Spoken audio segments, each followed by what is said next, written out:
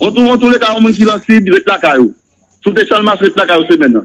Pour me poser une question, ça, parce que moi, je suis pas. Depuis un certain temps, plusieurs chefs de gang opérant en Haïti considèrent les réseaux sociaux et certaines émissions à grande écoute comme un espace leur permettant de véhiculer des messages de violence pour terroriser la population haïtienne. Selon plus d'un, si les caïds s'intéressent de plus en plus aux médias traditionnels pour s'exprimer, c'est parce que ces canaux leur permettent de contourner facilement les restrictions des réseaux sociaux qui interdisent la publication de contenu sensible. Donner la parole aux chefs de gang, c'est leur donner une notoriété qu'ils ne méritent absolument pas, a fait savoir Madame Lydie Alexandre, journaliste à la radio-télévision Caraïbe. Elle estime par ailleurs qu'il est de la responsabilité de l'État de légiférer sur la question. Donner la parole à des chefs de gang, c'est donner une popularité qu'ils ne méritent pas. C'est quelque part théoriser aussi des personnes qui écoutent la déclaration, ou bien des déclarations des chefs de gang, font en quelque sorte une sorte de pression sur la population à travers leurs déclarations. Maître Anel Rémy, pour sa part, pense que les dérives constatées dans la presse ces derniers jours sont dues à l'absence d'organes régulant l'exercice de cette profession en Haïti.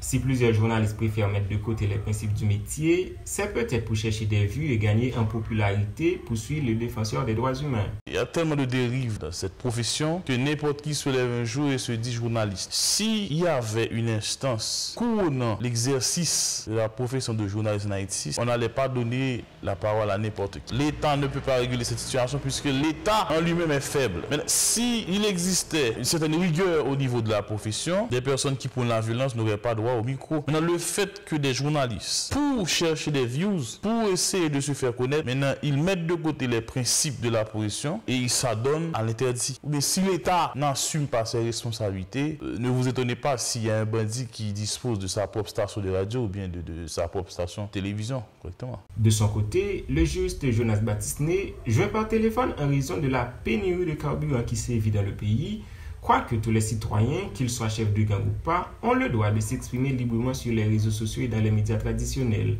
conformément à l'article 28 de la Constitution haïtienne et l'article 11 de la Déclaration universelle des droits de l'homme. Qui dit droits et libertés des personnes dit droit inaliénable, droit imprescriptible qu'on ne peut retirer à une personne, quelle que soit sa situation. Maintenant, pour les chefs de gang, pour des bandits qui s'expriment à travers les réseaux sociaux, je pense qu'ils ont le droit de le faire. Au nom de la liberté d'opinion et d'expression, tout le monde peut le faire. C'est la limite de ce droit-là, c'est qu'il va être difficile d'accepter que dans les médias étatiques, qu'on donne la parole à une personne d'écrier de la société. La présentatrice du journal Première Occasion, tout en se réservant le droit de pointer du doigt un confrère qui donne la parole à un caïd, invite les journalistes à être responsables et toujours se référer au code déontologique du métier. C'est aux journalistes de réviser le code déontologique pour voir si ils ont droit à donner la parole à des chefs de gang ou pas. Mais selon moi, pas le droit moi-même en tant que journaliste de juger un journaliste donne la parole à un chef de gang. Donner la parole aux bandits, c'est offrir un canal de communication à ces derniers pour intimider encore plus la population, avance le défenseur des droits humains, partisan d'une réforme dans le secteur médiatique haïtien.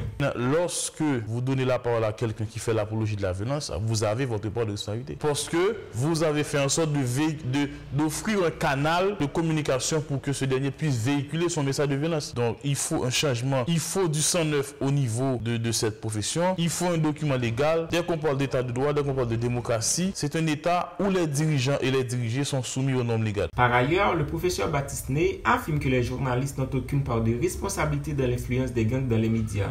Car selon lui, c'est aux autorités de prendre les mesures adéquates afin, dit-il, d'éradiquer ce phénomène. S'il y a quelqu'un qui veut faire passer un message ou qui veut prendre la parole, il a le droit de le faire. Au nom du droit d'opinion et d'expression, au nom des droits humains, les journalistes n'ont pas d'autre choix que d'accepter de donner la parole à tout le monde. Pour pouvoir éradiquer cela, il faut d'abord penser à renforcer l'État, il faut d'abord implanter une justice forte. Toutefois, il faut rappeler qu'en octobre 2021, Maître Franz Louis Juste, alors commissaire du gouvernement près du tribunal de première instance de Port-au-Prince, avait adressé une correspondance aux responsables des géants des réseaux sociaux, leur demandant de bloquer les comptes de plusieurs chefs de gang, dont Jimmy Cherizi, porte-parole de G9, pour apologie de la violence. Contre toute attente, c'est un article du Washington Post qui a incité les géants des réseaux sociaux à suspendre les comptes de ces derniers 9 mois plus tard.